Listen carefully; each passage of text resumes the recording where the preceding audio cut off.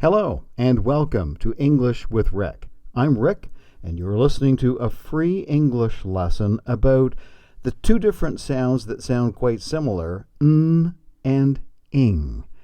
Sometimes it can be helpful if you hear these sounds at the end of a word to hear the difference between the two, like the n sound at the end of the word sin and the ing sound at the end of the word sing. Maybe you can hear a difference a little better if you hear that sound at the end of a word. This lesson is about pronouncing those two sounds differently and also being able to hear the difference between these two sounds. Let's get right to it. To pronounce the n sound, as in sin, take your tongue, put it at the top of your mouth, and then toward the front, where the roof of your mouth and the backs of your top front teeth meet. It's a voiced sound. You're using your throat to make this sound and vibrating it, so it's an n sound. This sound moves slightly more air than the ing sound. The n sound comes from the front of your head, near your nose. Your mouth is barely open when you make this sound. For n, your cheeks and your jaw are generally tense and raised.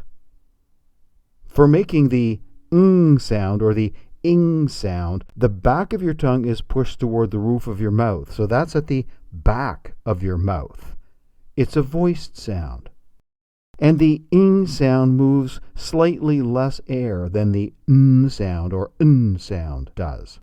The n sound comes more from the middle of your head, but still up near your nose.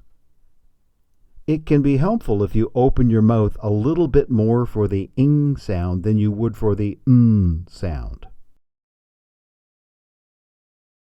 For this ing sound, your cheeks and your jaw are generally relaxed and loose.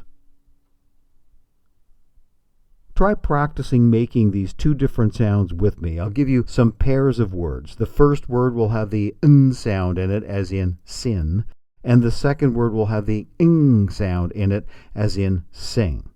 After I say each word, I'll give you time to practice repeating that word after I say it. Repeat after me. Win, wing, ran, rang, thin, thing. I hope you have fun practicing the n and ing sounds. Check out my full-length lessons with extra stuff. Look for English with Rick at patreon.com. That's spelled Patreon.com. See you next time.